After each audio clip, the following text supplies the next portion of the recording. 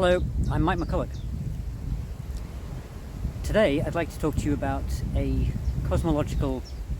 series of cosmological anomalies and observations that seem to threaten the Big Bang theory in cosmology, and some of them are really well discussed in this book here, Seeing Red by Halton Arp.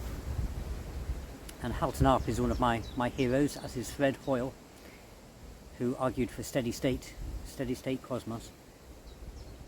So the kind of standard model of cosmology is that there was a Big Bang, and that as we look into the sky, everything is moving away from us because of that Big Bang.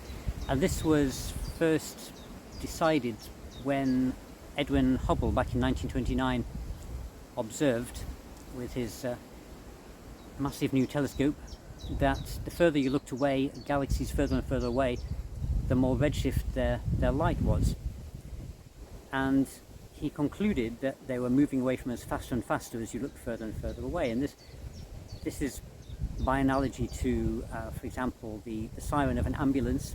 So if an ambulance is coming towards you with its siren blaring, the sound is higher pitched because the waves are coming towards you, and if the ambulance is moving away, they're lower pitched because from your point of view the waves are stretched, the sound waves are stretched. So similarly in astronomy, when something is moving away from us, it appears to be red shifted, and if it's moving towards us, it's blue shifted as well. So Hubble found that the further things were away, the further they were red shifted, so everybody concluded that everything was moving away from us, and that at some time in the distant past everything had been together and there had been a Big Bang which pushed them all away. But this is getting harder and harder to follow, to understand as a coherent theory, because it's recently been discovered in 1999 that the universe is actually apparently accelerating away from itself, not just moving away from itself. The matter in it is accelerating away from itself, which requires an enormous amount of energy, which they simply added in with dark energy, but it seems quite implausible. There has to be some explanation for this energy. It doesn't seem like an easy model, put it that way. So I've always preferred the steady state model of Fred Hoyle, and there were some attempts to discredit the Big Bang theory a while back with quantized redshifts by Tift in 1973, but I'd like to talk now about some much better observations that were made by Halton Arp and are detailed in his book Seeing Red. And it's a great book to read as well, because he had a lot of resistance to his ideas in the astronomical community. So what he found, I've tried to represent with this plot. So we're in the center of it, and as you go out from the center to the edge, as you can see, there's an increasing redshift, as the present model is supposed to be that things are moving away from us, so they become more redshifted as they move away. But what Halton Arp found, and this is by no means certain, so be aware of that, he found several Seyfert galaxies, very active galaxies, which are shown on this. One of them is shown on this plot with the green kind of cloud shape, that have near to them quasars.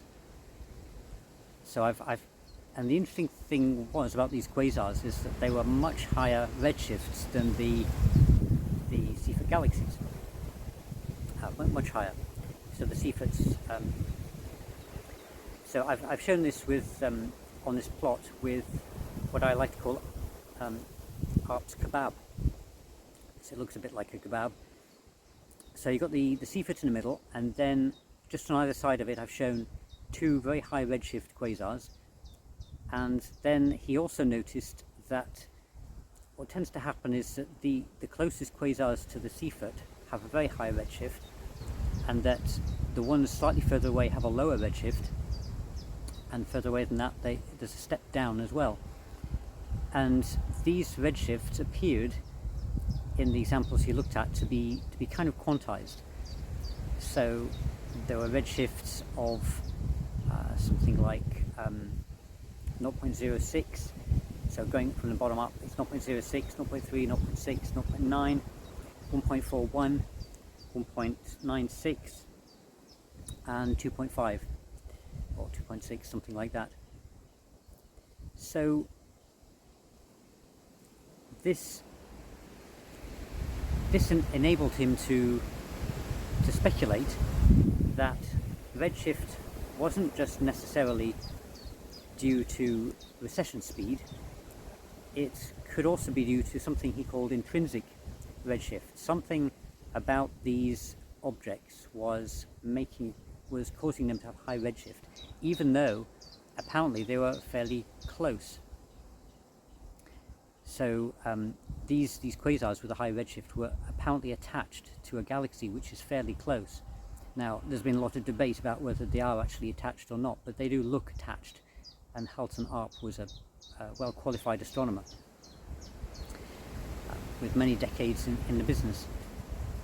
This also explains something else as well, that there was an anomaly in astrophysics in that these quasars, these incredibly high redshift quasars, so far away, were also incredibly bright, and it was never really understood. I mean, how could it be that they were so bright? To be so bright, they would have to break the Eddington limit, which means that the energy they're outputting should cause them to explode against their own gravity. So they appear to be outside the Eddington limit. But if we accept Halton Arp's explanation that these high redshift objects are actually quite close, then they don't have to be so bright. They don't have to be thousands of times brighter than a normal galaxy. But what can explain the high redshift then? Halton Arp suggested some kind of intrinsic redshift, but I'd like to argue that quantized inertia should be able to produce an effect like this, because if it's indeed true that these Seyfert galaxies are putting out new matter, which are these quasars, then initially this matter would not know much. It would not have collected much information from the universe around it, and so for it, the cosmos would be much smaller. It would have a much smaller catchment area for information. So the cosmos would be smaller, and according to quantized inertia then, Unruh waves would be far more limited, and inertial masses would be much lower. This means that the inertial mass of electrons orbiting atoms should be lower, and so they should orbit much further in, and therefore the electron transitions between the layers and electron levels should be much smaller, and the light they emit should be redshifted. So this might account for the redshift. So I discuss this in my book, and I make a small attempt, a preliminary attempt to calculate these, and I managed to predict the 0.3 and the 0.6, but it's a more complicated situation than I had considered, because there are many different electron transitions that could be made, and I'm not sure I did it the right way, because I assumed that Unruh waves have to fit within the electron orbit, which is not necessarily the case. So feel free to have a go yourself at that. But suffice it to say that quantized inertia could explain this sort of thing, and that would save us a lot of puzzling about how these objects can be so energetic. So I hope you enjoyed this talk, and thank you very much to all my Patreon supporters. You're an incredible help. You keep me going, and I look forward to talking to you next time. Goodbye.